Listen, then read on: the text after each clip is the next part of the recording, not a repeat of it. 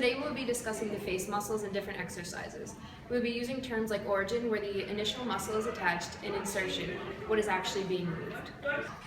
The first muscle is the frontalis, the origin is the epicranial aponeurosis, and the insertion is the eyebrow skin, and the action is that it raises your eyebrows.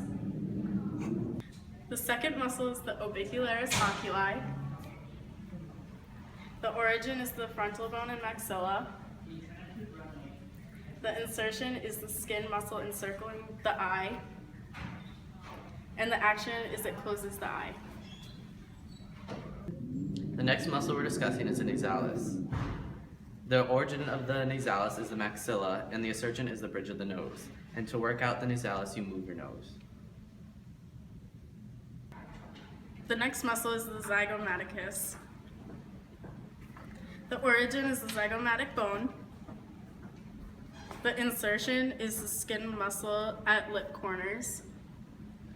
And the action is that it raises the corners of your mouth. The fifth muscle is the orbicularis oris. The origin is the muscles encircling the mouth. The insertion is the skin at mouth corners.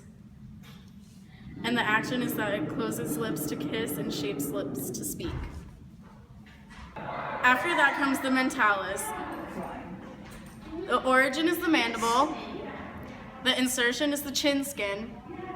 And the action is that it protrudes lower lip. Next is the buccinator. The origin is the maxilla and the mandible. And the insertion is the orbicularis oris. And the action is that it flattens your cheek. Next is the digastricus. The origin is the mandible and temporal bone. The insertion is the hyoid bone. And then the action is it opens the jaw.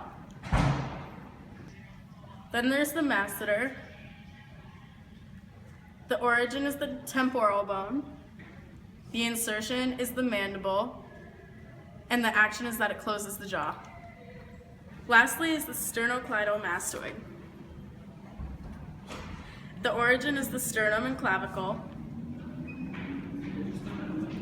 The insertion is the temporal bone, and the action is together it flexes head and separately rotates the head.